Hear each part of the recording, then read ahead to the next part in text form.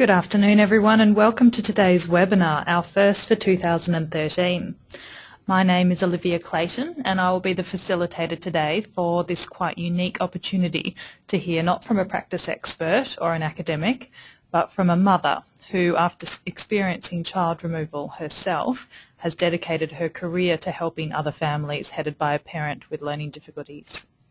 And it is perhaps particularly relevant to hear from the parent in our first webinar for this year, as 2013 marks the 20th anniversary of the Disability Discrimination Act. Although, as Graham Innes said on The World Today last week, the law has been more effective for people with physical and sensory disability than it has for psychosocial and intellectual disability. This webinar is brought to you by the National Strategy Healthy Start, which aims to increase the capacity of the service system throughout Australia to better support families headed by a parent with learning difficulties. Healthy Start is an initiative of the Faculty of Health Sciences at the University of Sydney and the Parenting Research Centre based in Melbourne, and we're funded by the Australian Government to essentially bridge the gap between what we know works for families headed by a parent with learning difficulties and what happens in reality for these families. We do this by disseminating information about best practice, running forums to exchange knowledge about tools or resources and about best practice, and supporting key individuals such as Susan to become leaders in this field. And if you would like more information about Healthy Start or discuss how we might work together, please contact me, and my details are on our website. So a bit of an intro, what do we mean by people or parents with learning difficulties? Well, we mean people who may have difficulty attending or concentrating on large chunks of verbal information, learning and remembering things when a lot of information is given at once, people who may need support to come up with several different options for solutions to problems, or support to communicate effectively, support in discrimination and social skills. However, we know from several decades of research now that these characteristics, often measured by IQ assessments, are a poor predictor of parenting capacity. There is now a good amount of published research about what might predict neglect or abuse, and this example here is a good one. The researchers looked for characteristics amongst parents with intellectual disability who were involved with child protection and compared them to parents with intellectual disability who were not involved with child protection. No difference in IQ status was found, rather a difference between other characteristics. So characteristics that can be helped or changed with the right support. The living conditions of parents with learning difficulties are often described as chaotic. Poverty and unemployment often results in frequently having to move location, live in substandard housing, and experience high stress, depression and poor general health. In 2003, a study by the University of Sydney, mothers were found to have double the rate of gestational diabetes when they had learning difficulties compared to the general population. They were nearly 3 times as likely to experience preeclampsia and had 2 times higher rate of premature delivery. Their children were also 3 times more likely to have low birth weight and were more frequently admitted to neonatal intensive care or special care nursery. And in addition, 50% of the mothers with learning difficulty had clinically significant levels of depression, anxiety and stress. It's known that parents with learning difficulty may also undergo additional stress and profound feelings of anger and helplessness due to the constant threat of child removal by authorities. For many parents who have learning difficulties or a diagnosed intellectual disability, a history of childhood maltreatment resulting in few positive parenting skills being passed from one generation to the next is common. Also, a present and strong social support network, which is known to be effective in decreasing stress and depression amongst all new parents, is less likely to be a reality for these parents. Finally, parenting information and services accessible to individuals who have difficulties reading, writing or participating in groups are rare. Now, from both Australian and international research, we know that with the right support matched to the learning needs of a parent, such as working in the home and at the pace of the parent, parents with learning difficulties can parent well. We also know that IQ status is a poor predictor of parenting capacity, and that it is other factors related to poverty and parents' own experiences of neglect or abuse which are better predictors. Despite knowing this, families headed by a parent with learning difficulty are represented within the child protection system up to 50% more than would be expected given their prevalence in the population. That's more than parents with physical disabilities and more than parents with mental health concerns. These families are more likely also to be brought to court on insufficient evidence of neglect or abuse, what we might call a presumed incompetence. And once a child is removed, parents with learning difficulties are less likely to have their parenting rights restored and are more likely to have their child placed in non-kinship, out-of-home care. More recently, Australian researchers highlighted the disturbing psychological impact of child removal for these parents, that the outcome is often ongoing feelings of loss, powerlessness, sadness and anger, made worse by the fact that many parents experience multiple removals without any grief counselling or support groups available. Perhaps not surprising is the experience of helplessness and stress faced by the professional supporting these families. The common cry out amongst professionals who contact Healthy Start is, "I have been looking for appropriate services for this family and there is nothing." So what can we do better? I am delighted to welcome our guest speaker today, Susan Arthur. Susan is a mother and a self-advocate for parents with an intellectual disability at Reinforce, an advocacy agency run for and by people with an intellectual disability. Susan has agreed at the end of her presentation to take some questions from the audience. To do this, click on your control panel for GoToWebinar. You'll see a box there where you can post questions. But I encourage you to submit a question here at any time. Her presentation will go for about 30 minutes, and in the last 15 minutes I'll pick out some of the questions you've submitted for her to respond to. At the commencement of question time, you'll see a link also to a webinar evaluation survey in your chat window. Please click on this link to complete a short feedback form to let us know what you thought. And if you miss this link, you can complete the survey via a link that will be sent to you via email tomorrow morning, along with a recording of the webinar and some other relevant resources.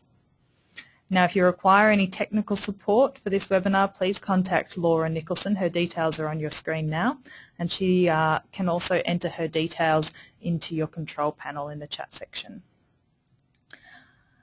Now we have most of you who have joined us, so let's have a look at who is in the audience.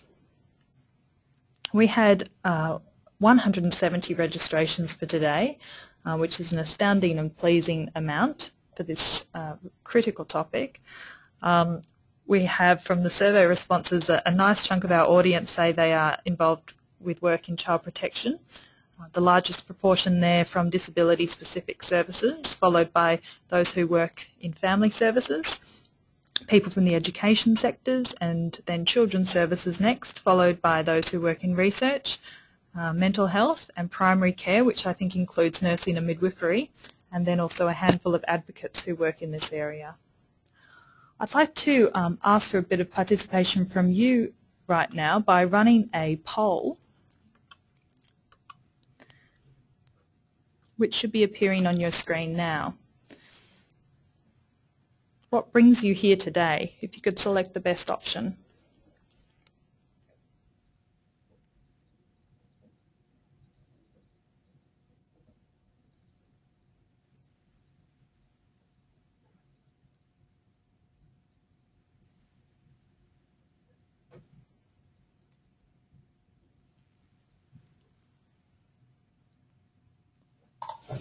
Fantastic. So almost 90% of you have voted now. So I will close the poll.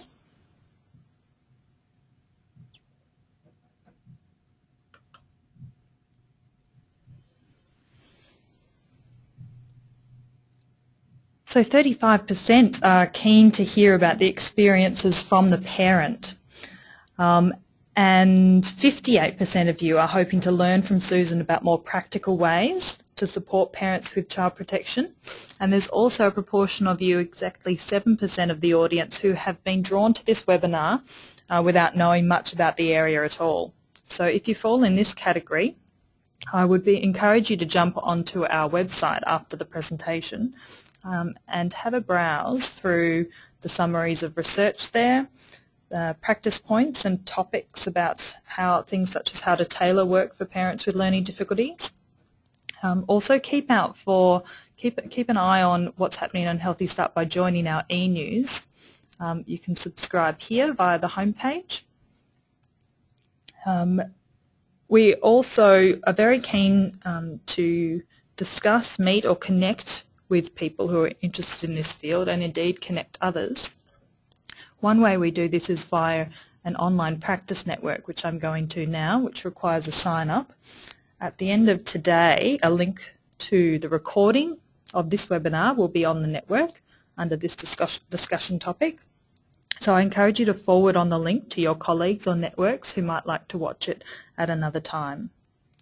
We'll also have an online discussion here related to today's webinar, commencing at its conclusion.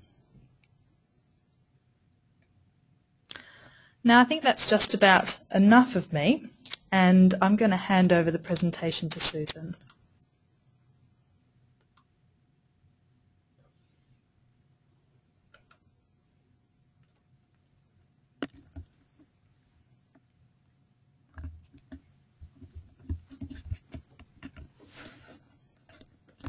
Good afternoon, everyone, and thank you for inviting me, Olivia.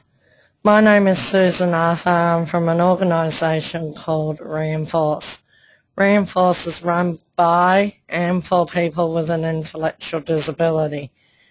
Reinforce in the past have done lots of things. They've been involved in trying to close the institutions, was one thing I could think of. They have also come up with their own slogans such as "Our voices should be heard and not denied." Plain English, less jargon. Just recently, Reinforce let me start a subgroup called the Powerful Parents Self-Advocacy Group, PPSAG, which is for parents with an intellectual disability who have their children. The group is also for parents who have lost their children to protective services. We are not very big yet, but the Powerful Parents Self-Advocacy Group wants parents with an intellectual disability to have the same rights as any other parent in the community, receive the support, education and resources they need to keep our children at home with us, have the same right to reunification with our children as any other parent, and to be provided with support and educations and resources to make this happen. Know that we are not alone, be treated with respect, have the support we need to have good levels of access to our children. One of the mums from my group even come up with a poem for the group. The poem is called "Before You Judge." Before you judge our lives, our past or our character, walk in our shoes, walk the paths we have travelled, live our sorrows, our doubts, our fear, our pain and our laughter. Remember, everyone has a story. When you have lived our lives, then you can judge us. As I've said before, I'm a mother and an advocate, and I'm a mother to a beautiful, now 4-year-old little girl. Our story. Well, I have, as I just said, a 4-year-old little girl who has just turned 4 in September of last year.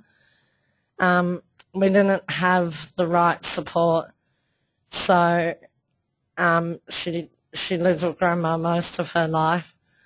I guess what helped us was sort of realising this is, it helped us realising that we just wanted what was best for Chloe.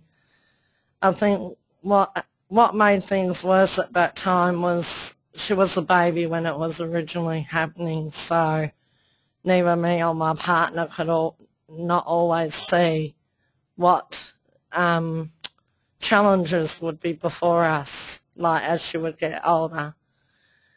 And as in our case, there was no way around it, unfortunately. There was funding barriers, as there quite often is with parents who are on the high level functioning. And she's living with extended family.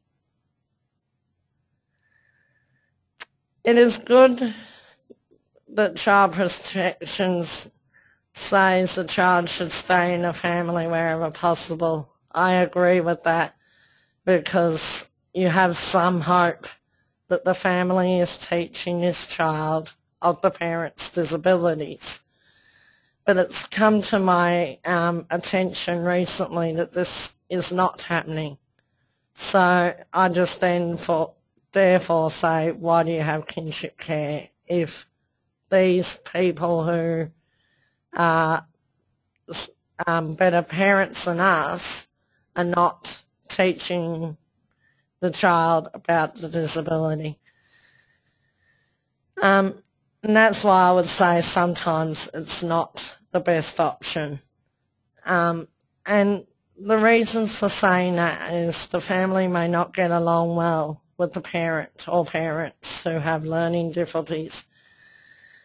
The family may have not been able to come to terms with their sibling or whatever relation they are, being able to come to terms with that person in their lives having a disability. It is important to help the parents to stay involved, and I think it's important that the parents, get as much assistance as possible. So even if there's no way around and the child has to leave the home of the parents, I think the parent should be involved as much as possible for both them and the person caring for the child. Reunification. Everyone should have hope to get their child back one day. I think this is very important. And to explain what the problem is and how to fix it. So I think it's very important you sit the person down with a learning difficulty. They don't always understand you might be saying something and they're not understanding it, and then they get angry and then they yell at you or whatever, and you think, oh, this parent's not good because, they've just yelled at me and they're going to yell at their kid. The reason they're yelling is because they haven't always been taught anything better to do. That's one thing. And secondly, they're not understanding. So that's their only way. Sometimes they're not confident to say, look, I'm not understanding you, I'm not leaving this room until you put it in a way that I might understand. Also, I would encourage people, especially child protection, to give people a chance, especially people with learning disabilities. We're not a big savage Alsatian, we're not going to go and bite people. And most of us want what is best for our children at the end of the day. And most of us just want to give what we can to that child. Now, we can't fix or get rid of our disability, even though nearly 90% of us wish we could at some stage or another. There are concerns, legitimate or just out of a textbook. One size does not fit all, and you have to understand this. Just because you had a parent yesterday who you removed the child off, they might not have been feeding it, they might not have been changing its nappy, so on, and you removed the child for that reason, which could be a very good reason to remove the child, but you can't then presume me as a parent's going to do the same thing, because we're not all the same thing. And I do encourage people to realise that, especially intellectual disability, which Reinforce specialise in, it can be to bottom of the line where people are in CRUs to be looked after, or it can be the top of the line where they're in their own house, in their own community, living their life as what you would see as an everyday citizen. Reinforce also believe in intellectual disability itself is a very hidden disability. You do not always see it until the person is trying to do something where their intellectual disability might be impacting on them. Reflection. I think it's better that we work together for change. I don't want to be seen as, oh no, we don't want to listen to this girl. She wants money, money, money, and we can't provide her with it. Oh, yeah, okay, turn off. I think we should try and work together for change. In a perfect world, what would we have? With unlimited funding, and in the perfect world, what would have enabled Chloe to live at home? Well, as I just said, unlimited funding would have made that possible. Sort of, okay, you just sit down and tick all these boxes, what you need help with, what you don't need help with. There's unlimited money, don't worry about money. There's unlimited time, don't worry about time. Just mark your boxes, what you need help with, what you don't need help with, and we'll provide you a worker that will best suit your needs. I think it's important to say that we're not living in that perfect world. I wish we were. The disability packages for parenting assistance does just not exist, and I've been informed at the start of this year it's been now made a priority on the Disability Support Register, and I say yippee to that, but DSR is broke, so it's not helping us, it's not giving us a solution, and to me it's just giving child protection another reason to remove our children, because we're on a very long waiting list waiting for funding that might never come. Future plans are important, and no one should be told they are never getting their child back. It's okay to have a long-term strategy, even 10 years, but we must keep the parent well connected and reassess regularly. And I think this is important, and I know that child protection workers are going to be taking their hair off right now saying we don't have that resource, we don't have the time, and we don't have anything else. But with parents with an intellectual disability, we just feel that someone else who may not have a disability, who had clearly done something wrong to the child to get the child removed, have lost their children and got them back. So we're just asking for a little bit of the same. As I said, we want to be treated the same way as you would treat anyone else, like your next door neighbours. I'd like to thank you for listening and pass you back to Olivia.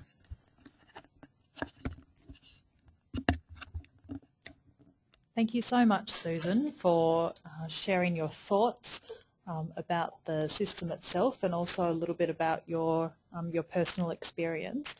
I actually had a question I wanted to get in first. It is that time, everyone. If you wanted to ask any questions of our presenter, to pop that in the control panel under questions, which we will be able to see. We're still going to finish this webinar at the advertised time. We've got about just over 15, we've got 20 minutes now to have a bit more of a discussion. That's absolutely fine. I think it would be good to have much more of a sort of discussion between the two of us and have the audience ask some questions. So if anyone would like to post through a question, please do that now. But my first question for you, and there's quite a few here, so I feel a bit guilty jumping in, but I will anyway. My first question for you is, are you still working with child protection yourself in order to look to have Chloe reunified with you at some point? Or have you got some arrangements there around visiting, and how did that come about? No, unfortunately we decided that the best thing for Chloe was to stay with her grandmother where she was. And unfortunately we had to lose our guardianship, so we weren't at all keen about that, but it was the only way of protecting Chloe, so we were told. Of course, you know, as I was saying earlier, you know, and that's perfect world stuff that I would get Chloe back. I understand that it wouldn't be possible. Accesses, they are very nice. We see each other once a week for 2 hours, but I would just encourage everyone online today to imagine yourself with a high functioning intellectual disability and a slightly mobility problem, and realising you can only see your child once a week for 2 hours and then have to give it back. It's something that you don't like. And recently she's asked me to ring her every night to say goodnight. And I love doing that, but some of the calls can be quite distressing to me as she says, I only want Mummy. I want you to be here. I know you can't look after me, but I want you to be here. And I mean, as her grandmother says, she would have the whole world there if she could. So it's not just me and Dad, but I felt quite guilty that I couldn't just be there right at that moment when she wanted me. So I'd just like to encourage those of you who are parents to think, well, what would I do if I was put in that scenario? Thank you, Susan. We do have quite a number of questions to try and get through here. The first one's quite simple that I picked out for you, which is just one of our audience members wondering how old you are. I'm 29 myself, turning 30 on Saturday. On Saturday? Yeah. Oh, happy birthday. Now our next question, which I'll pull out, is whether you've come across, and I might speak to this a little bit as well, but whether you've come across any support service that you might recommend for parents to rely on for their communication with community services. Does Reinforce do some of that? Unfortunately, we can't, but it depends on what community service you're talking about. If it's legal services, well, Reinforce are happy to get you in touch with Villamanta, which is I know they're based in Geelong, but don't fret, they are statewide used, and we often refer people to Villamanta. There's another independent advocacy group near us, so if we struck it as, no, this is not self-advocacy, this is individual advocacy, we would often refer you on to there too. Yeah, and of course you're talking about services in Victoria. Yeah. And if it was out of state like New South Wales or ACT or Perth or wherever, if Reinforce couldn't help you, we would try and get you maybe in touch with Olivia, who might be able to know resources, or we would try and find the answer for you, and if we couldn't, then we would come back to you and say, we're deeply sorry we can't find. But sometimes if you can't find it, it's not there. Mm-hmm. Although each state and territory does have an advocacy body for people with disability in some form or another, so there is at least someone to get in contact with. It's also knowing on what type of form it is, like, you know, Adelaide might be very different to Victoria, so I think that's just important to realise. Yeah, and there's a list actually of those key advocacy agencies on our Healthy Start website under the Parents section. And I've got another question here asking you, Susan, whether you had any involvement with a child and family health nurse or a maternal and child health nurse, it would be here, before or after Chloe was removed from your care to her grandmother. Yes, we were very lucky in our story. We've always stayed as a family and taught Chloe that, you know, we were together on everything. So we were, even if we weren't her parents or whatever you call it, we were still invited to maternal child health appointments. And I remember every time I went there, how's the back? Is the back still straight? Not worrying about everything else they're testing for. I'm like, who bugger's that? What about the back?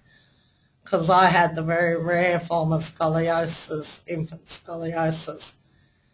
And for me, it wasn't picked out because the doctor, and I didn't walk until I was 3, unlike my little girl who was off about 18 months. And once she was off, she was off. You weren't stopping her, so she was early. But, you know, we always were involved with appointments and, yeah. She doesn't see the maternal child health nurse anymore, being 4. And they even extended their service because of us and our very unique situation, and they knew I was quite worried about the infant form of scoliosis. I didn't know what age it could come on. Well, I knew it could come on at birth, but I didn't know if it didn't come on at birth, if it could still come on. So, and the maternal child health nurse was great. She always checked her back and said, no, it's fine. And so this maternal child health nurse was working with you for a short time there before Chloe was removed? Yes. Yeah. And how old was she when she was removed is another question. It's really hard to say because we never fully had her in our care at all. For about a year of her life, we tried and went to live with her grandma and us all together in one house, which wasn't going to work as a long-term solution, even though you dream of that, because that could be the best solution for everybody involved. But that wasn't applicable, and I'm sure everyone can realise why. It was only a 2-bedroom, or, you know, 2-bedroom/study house, so, you know, and it wasn't fully accessible for my physical disabilities either. So, another question here relates to those early days. There's a couple of questions on this topic actually. Do you have any advice for those working in the field of from your own experience, looking back then, what sort of practical supports, what sort of supports would have been helpful for you at that time before Chloe Well, I was think if you put a perfect world in again, sending us home maybe with some sort of Excel sheet of, right, this is what we think you should do roughly at this and this time. Not an exact, you know, guide, because you can't do that with children. Children do not come with instructions, even though I said that she should. And I asked Child Protection did they have the instruction manual for her, and they said no. But, you know, yeah, I think in a perfect world, sending us, I mean, we were very lucky. Child Protection even sent us to QEC, O'Connell Centre, neuropsychs. But I started to wonder, why are we going to a neuropsych? Neuropsych's not going to that will prove I've got a disability, yes, but it's not going to prove how I can or not look after my child. But that's what they were wanting her to do, say if I could do that. Yeah. Another question relates to what you're just talking about now, actually, which is, did you have any difficulty navigating all the different types of agencies, or particularly Well, the we were government just told agencies? to go to these places. I mean, if I had the choice, I probably would have said, look, try and let us do it, and you watch us from a bay, so to speak, and let us just take Chloe home and like sort of trial and error. And I think that's another rare a place where child protection can maybe get better, and understanding too that the QEC, well, especially back when we went to it, now it might have changed because, as I said, Chloe is 4 now, and we went when she was only a few months old. They were a bit like, if you can't, like they have a sheet of paper saying what can the parent do and what can't the parent do. And they would show you, like, okay, this is how you change a nappy. Now you do it. And if you didn't do it, instant cross to your name. And it might have just been because that was not the way we learn. We don't learn by you telling us. Maybe I need to learn by watching you 100 times over, and why that might get frustrating for the normal person. And that's what I'm trying to say. Don't take it out of a textbook that people with intellectual disabilities particularly are the same. We're not, and we all have our own little way we learn best. Another question, Susan, firstly, this member of the audience says thank you very much for sharing your thoughts, and whether you did actually have any support or help to learn parenting skills when you were pregnant, and would that have been helpful? Well, this isn't actually, I can laugh at it now, sort of sad story. I found out I was pregnant and told the service provider that I'm pregnant, I need to learn parenting. Bugger the rest of it, what I had on my goal sheet. Let's get rid of that, parenting. And they sent someone in and he wanted to do budgeting, food, shopping and all this other shit that excuse my language, that I had no idea what that had to do with parenting. I'm like, excuse me?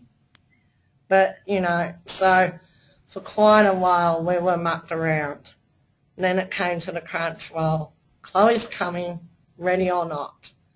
And basically me and Justin weren't ready because we weren't able to get that support in place. We weren't able to even try and prove we could learn because, as I said just before, we didn't get it in the way we needed, and we were buggered around for a few months, and there was quite a lot of stress over both me and my partner at the time while Chloe was in my womb, because we knew both of us had a disability.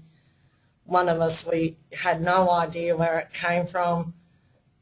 The other one, my partner, was expected to have trisomy 18, which is a very rare disability, and if Chloe was to have that, she would have been non-existent. So we had rough choices to make as parents, and if she had that, we would end the pregnancy, and we had the test to tell us if she had that, and she didn't.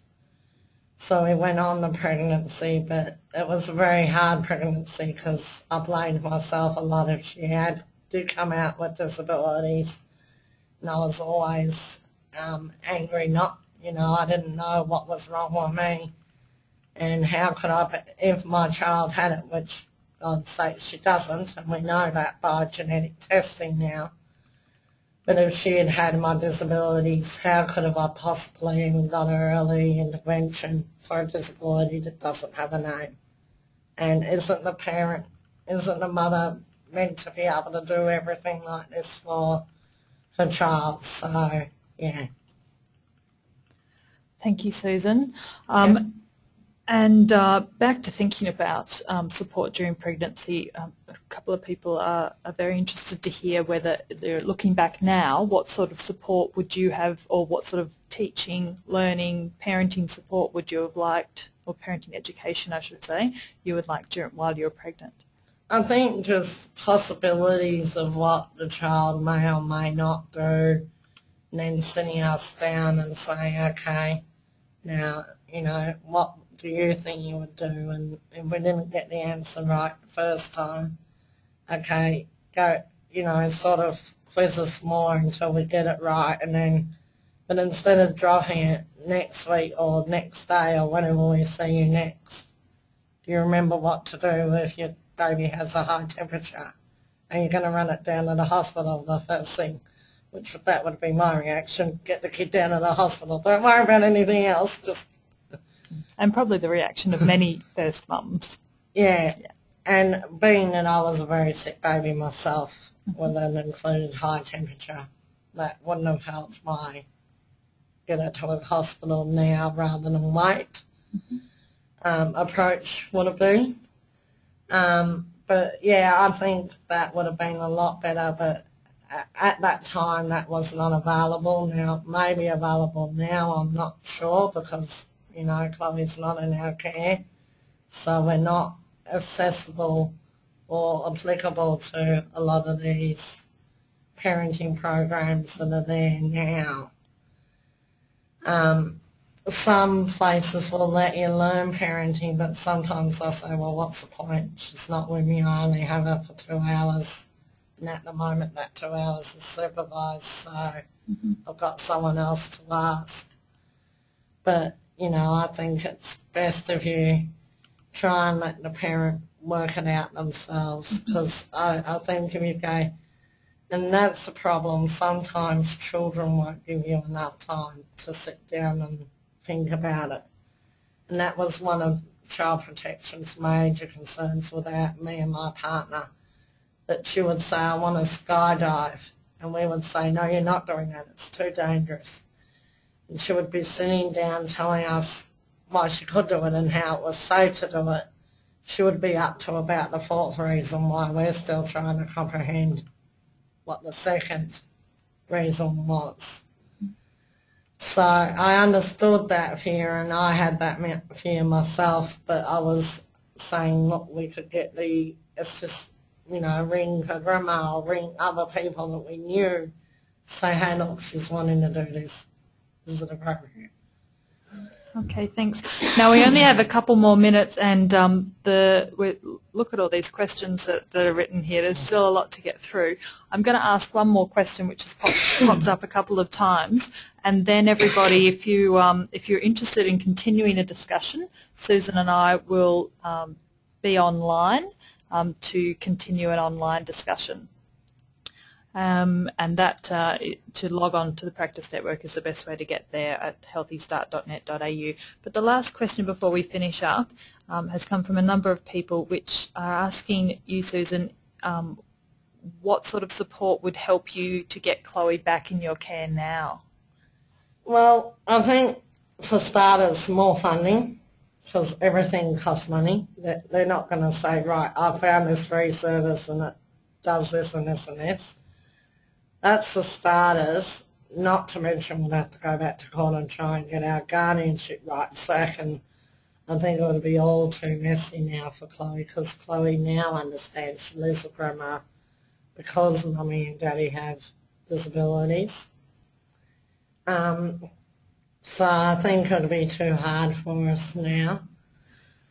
I was more saying on the perfect world, and I mean, us, yes, maybe I can understand, you know, sometimes I walk out of a 2-hour access going, oh God, how does a grandmother do it? You know, really tired and flat, and it's probably because I'm not doing it all the time, but I take this as being, you know, that is one concern I have for Chloe. Another I have is I've found reinforced now after we found out what was going to happen. So